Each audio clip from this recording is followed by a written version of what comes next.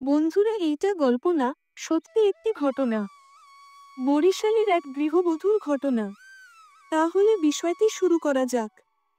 নাম প্রকাশে অনিচ্ছুক বরিশালের এক গৃহবধূ জানিয়েছেন তার জীবন কাহিনী।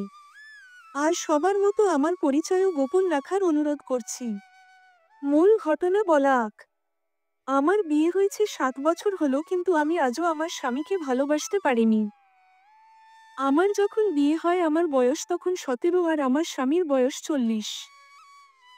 বিয়েতে কারো মতো ছিল না, একমাত্র বাবা ছাড়া। জানি না বাবা কোন বুঝে আমাকে এমন বিয়ে দিল। পড়ালেখা করার অনেক ইচ্ছে ছিল, কিন্তু এক পারলাম না বাবার জন্য, আরেক পারলাম না স্বামীর জন্য। বিয়ের আগে আমার একজনের সাথে সম্পর্ক ছিল, শুধু মোবাইলে কথা হতো, দেখা হতো না। সমস্যা হলো স্বামী আমাকে অনেক সন্দেহ করে, কারো সাথে কথা বলতে দেয় না, কোথাও ঘুরতে নিয়ে গেলে গাড়ি থেকে নামতে দেয় না। সবসময় তার ইচ্ছেতেই আমাকে চলতে হয়, এক কথায় বলা যেতে পারে স্বামীর হাতের পুতুল আমি। আমি বিয়ের আগে ছিলাম বাবার হাতের পুতুল, তাই তো বিয়ের সময় কোন প্রতিবাদ করতে পারিনি। এখনো যদি বাবাকে যাই বলি তোমাদের জামাই আমাকে সন্দেহ করে মানসিকভাবে, তাতে করে বাবা কোন দামই দেয় না। অনেকবার বিয়ে ভাঙতে চাইছি, কোন কাজ হয়নি। আর এখন আমার একটি বাচ্চা আছে। আমার স্বামী আমাকে এখনো অনেক সন্দেহ করে, আর সেই জিদে আমি আমার জীবনের সবচেয়ে বড় ভুলটা করলাম। আমার মনের কষ্টগুলো আমি আমার দেবরের সাথে শেয়ার করতাম, সবসময় সে আমাকে অনেক সান্ত্বনার বাণী শোনাতো। আমিও তাকে অনেক বিশ্বাস করতাম, এক কথায় সে ছিল আমার সবচেয়ে ভালো বন্ধু। কথা শেয়ার করতে করতে কখন যে আমি তার প্রতি দুর্বল হয়ে গেলাম, আমি নিজেও জানি না। সে আমাকে যেমন ভালোবেসেছে এমন ভালোবাসা আমি আমার এই জীবনে কখনো পাইনি। এখানে একটা কথা, আমার স্বামী আমাকে ভাত কাপড়, সোনা দানা, টাকা পয়সা কোনো দিক দিয়েই অভাবে রাখেননি। সব পেয়েছি, শুধু পাইনি বিশ্বাস, ভালোবাসা, একটুখানি সুন্দর কথা। দেবরের সাথে কথা বলতে বলতে আমি তার প্রেমে পড়ে যাই। প্রায় 8 মাস পর আমরা শারীরিক সম্পর্কে জড়িয়ে পড়ি। গত 1 বছর তার সাথে আমার একাধিক শারীরিক সম্পর্ক হয়। কিন্তু গত 1 মাস ধরে সে আমাকে এড়িয়ে যাচ্ছে, আমার সাথে ঠিক মতন কথা বলে না।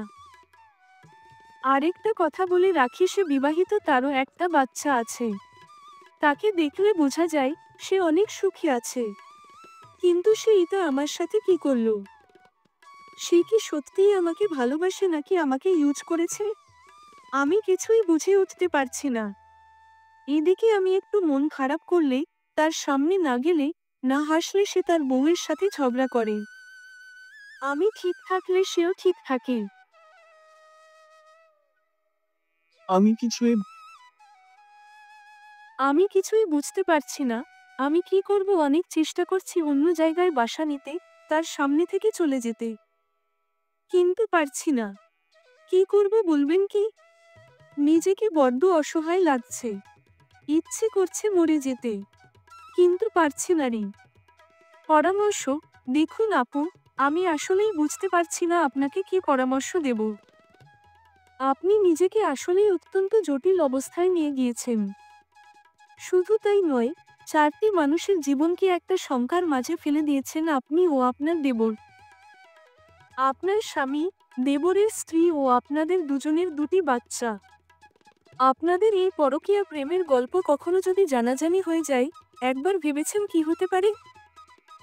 হ্যাঁ আপু, আপনার কাছে এটা ভালোবাসা মনে হলেও সমাজের চোখে এটা পরকীয়াই। হ্যাঁ, বেশি বয়সের লোকের সাথে বিয়ে দিয়ে বাবা অবশ্যই অন্যায় করেছেন আপনার সাথে। আপনার স্বামী যে আপনাকে সারাক্ষণ সন্দেহ করেন, সেটাও একটা মানসিক অত্যাচার নিঃসন্দেহে। কিন্তু আপু, আপনার স্বামী তো অন্য কোন দোষ নেই। তিনি কারো সাথে পরকীয়া করছেন না, আপনাকে মারধর করছেন না, কোন প্রকাশ কষ্ট দিচ্ছেন না, তাই না? পৃথিবীতে সবাই একভাবে ভালোবাসা প্রকাশ করতে পারে না।